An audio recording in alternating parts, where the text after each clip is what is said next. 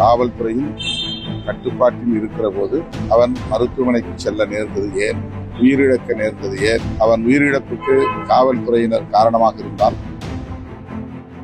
சாதாரண அடிதடி வழக்கு என்று சொல்லியவரை காவல்துறையினர் கைது செய்திருக்கிறார்கள். அதற்கு முன்னதாக அந்த இளைஞரின் பெற்றோரை பிடித்து காவல் நிலையத்தில் வைத்து உன் மகனை கொண்டு வந்து ஒப்படை என்றெல்லாம் அச்சுறுத்தியதாகவும் சொல்லப்படுகிறது.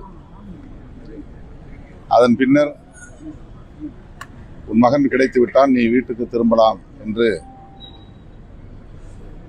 அந்த இளைஞரின் தந்தை தாயை வீட்டுக்கு அனுப்பிவிட்டார்கள்.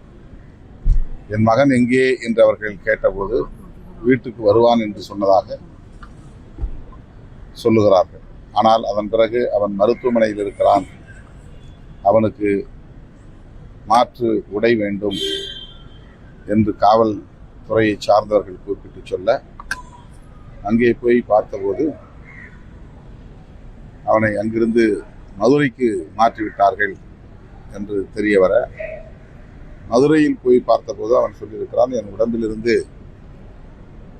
ரத்தத்தை எடுத்தார்கள், சாதியை சொல்லி அடித்தார்கள், நீ இந்த சாதியில் பிறந்துவிட்டு மேல் சாதி இளைஞனை தாக்கக்கூடிய அளவுக்கு உனக்கு தைரியம் வந்து விட்டதா என்றெல்லாம் கேட்டு அடித்தார்கள் என்று தன் தந்தையிடம் அந்த இளைஞன் சொன்னதாக உயிரிழந்த அந்த இளைஞனின் தந்தை என்னிடத்திலே கூறினார், கதறி அழுதார்.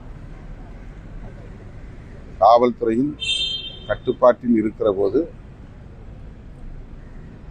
அவன் மருத்துவமனைக்கு செல்ல நேர்ந்தது ஏன், உயிரிழக்க நேர்ந்தது ஏன் என்கிற கேள்வி எழுவது இயல்புதான். காவல்துறையினர் அதற்கு உரிய விளக்கத்தை அளிக்கவில்லை.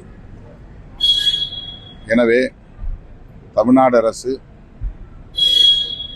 இதில் உரிய நடவடிக்கையை மேற்கொள்ள வேண்டும்.